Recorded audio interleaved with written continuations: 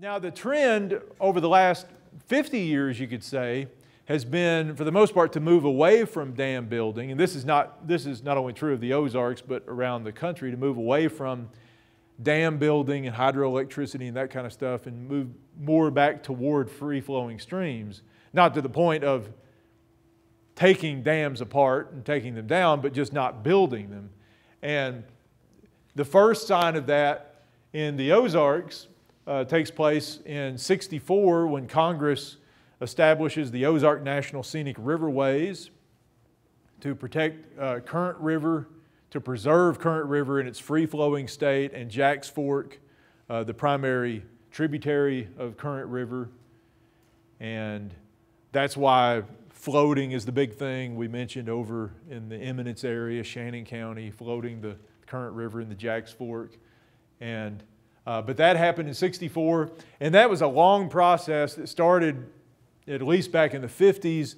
There were fights, local struggles between some people wanted some people didn't want the river bothered and didn't want anybody involved. Some people wanted a dam built, and other people wanted the National Forest Service to be in charge of it. And eventually, the bill that gets passed places this, it basically takes the land up and down much of Current River and Jack's Fork and places it under the control of the National Park Service, which it still is today.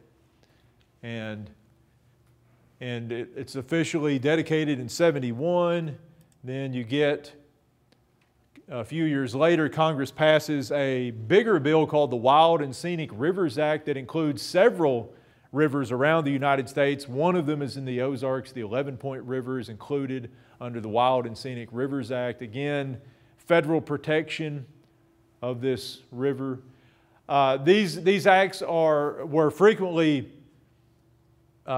very unpopular on the local level, especially with landowners, because it restricted land use by landowners. In some cases, it took land away from landowners and ended up, or basically the federal government ends up buying land from these landowners to put under federal control. And then in Arkansas in '72, Congress established or passed a bill establishing the Buffalo National River. So it is a free-flowing stream too. And there was a long, drawn out, about a 10-year battle over the Buffalo River too, between people who wanted to dam the river, people who wanted to keep it free-flowing, and there were splits amongst the people who wanted to keep it free-flowing, between those who said, just leave it alone and don't anybody get involved. Others said, if we don't get involved, then the Army Corps of Engineers eventually will win, so we have to do something with it, and it ends up being nationalized as well. Now we can see in retrospect, one of the things you can do is you look at tourism dollars, you look at income statistics, all that kind of stuff, wealth statistics, and it is true that in most of these places where the rivers were left undammed, the income levels, wealth levels pale in comparison to the places where the dams were built. And that's kind of the trade-off. You know, some people, that's why a lot of people in these areas fought to have the dams built on the Current River or on the Buffalo River, because they saw the examples of Norfolk Dam and Bull Shoals Dam and all these places, the Lake of the Ozarks, where you'd had this great commercial growth and all that kind of stuff, and that's what they wanted.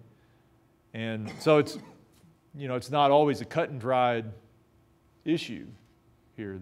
As with most things in life, it's a complex issue. There was a trade-off. You keep the rivers free-flowing, you preserve the rivers somewhat in their state.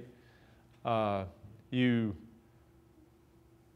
make the landowners mad by limiting their ability to do what they want with their land, sometimes by getting their land, and you don't always generate great money by these things.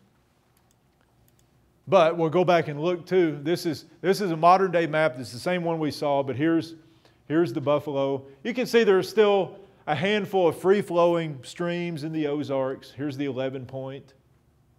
And we've already seen Current River.